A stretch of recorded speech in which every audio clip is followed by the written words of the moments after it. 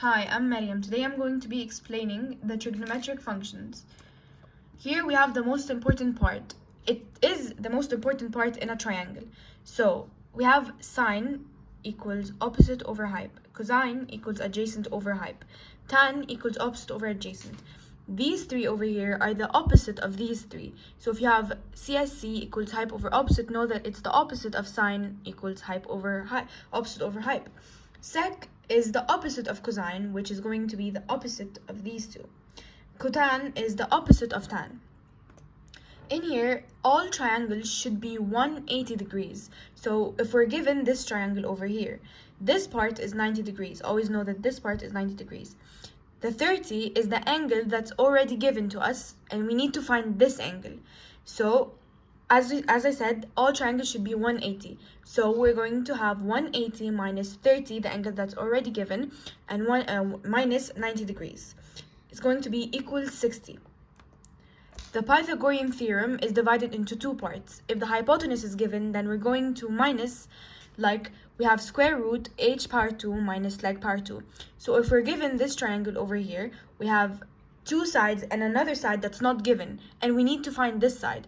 So we have 4 over here and 6 over here. So the hypotenuse over here is given because here, if it's the other side of the degrees, then it's the hypotenuse. So we're going to have square root 6 power 2 minus 4 power 2, the two sides, equals 4.4. The x, which is the third side, is 4.4. Now, if the hypotenuse is not given, we're going to have square root leg power 2 plus leg power 2.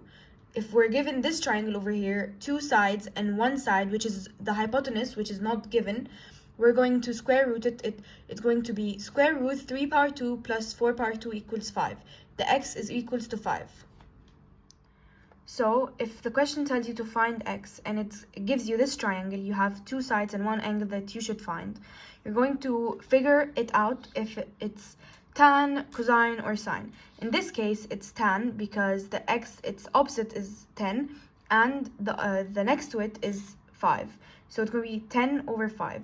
So you're going to get your calculator and you're going to shift on calc, and you're going to write shift tan, and it's going to show you that tan minus 1 bracket 10 over 5, and the x is equals to 63.4. So here we have the answer for this, which is going to be 63.4. Another example is here. It's going to be cosine because in this case, next to it is adjacent and the hypotenuse is 6. So it's going to be 3 over 6. X equals cosine minus 1. As I said, you're going to shift cosine and you're going to put these two in a bracket, which is going to be 3 over 6, which is this angle will be 60. So if it tells you, I'm going to explain right now trigonometric functions of general angles. So if it gives you this graph, you're going to know that there are 4 quadrants, 4 parts. So if it's in the number between 0 and 90, it's going to be quadrant 1. The number between 90 and 180 going to be quadrant 2.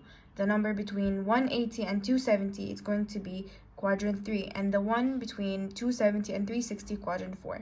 So for example, if it gives you 125 degrees, so let's see where 125 is. So it's between 90 and 180, which is in quadrant 2.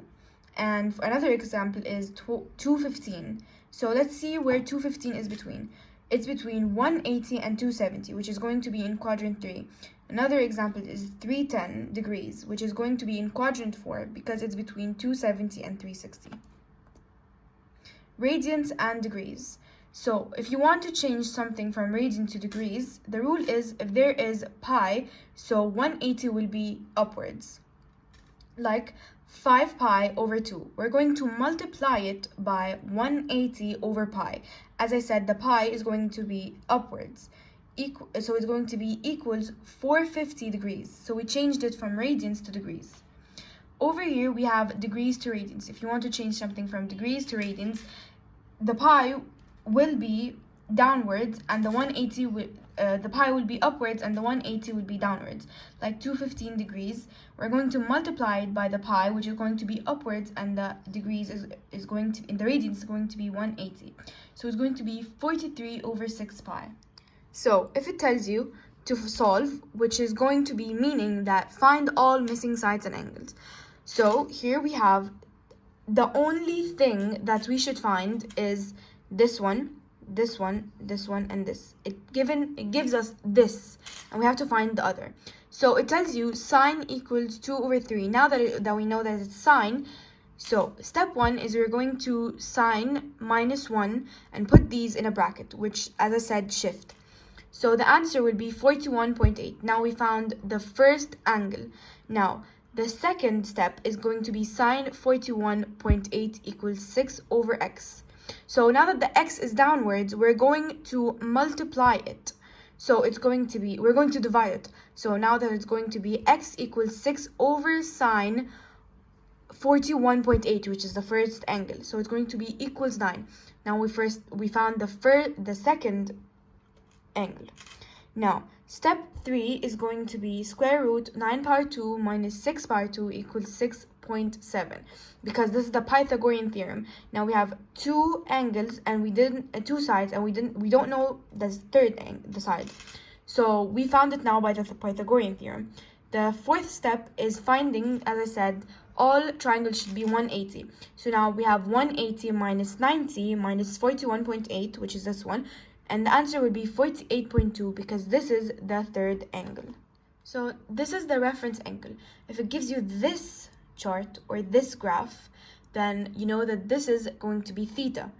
And this in quadrant 2 is going to be 180 minus theta. In quadrant 3, it's going to be theta minus 180. And in quadrant 4, it's going to be 360 minus theta. For example, if we have 75 degrees, 75 degrees is between 0 and 90, so it's going to stay the same in quadrant 1, so it's going to be 75. Now the second one, we have 135. 135 is between 90 and 180, so it's going to be in quadrant 2. So as it says here, you're going to minus it, so it's going to be 180 minus the number that's given for you, which is going to be 135. So it's going to be equals 45. Number 3, it's 215 degrees. So 215 is between 180 and 270, which is going to be in quadrant 3, which is going to have the same number that's given for us, and we're going to minus it by 180. It's going to be 35. In the last one, we have 303, which is going to be in quadrant 4, which is going to be 360 minus theta. And we're going to minus 360 minus 303, which is going to be 57. So if it tells you to find coterminal angles, one positive and one negative, we have, for example, 215. Now we want to find one angle that's positive and one angle that's negative.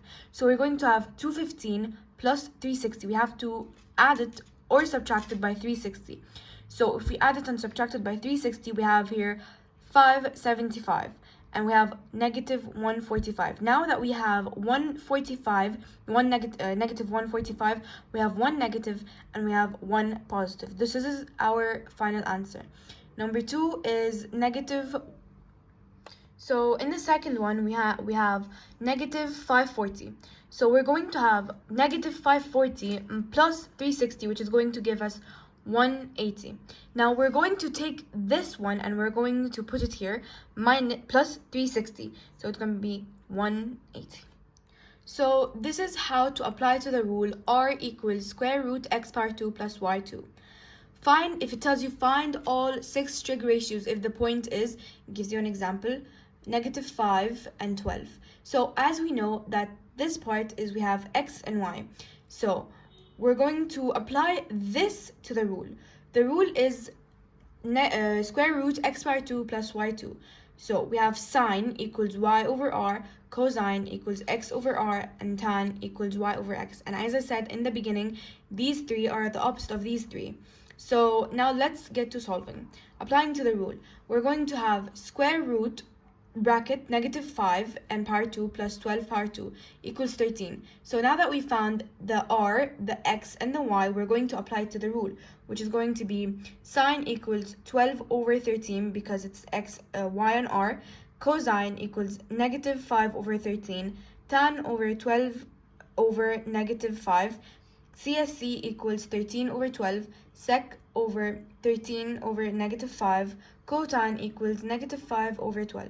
Thank you.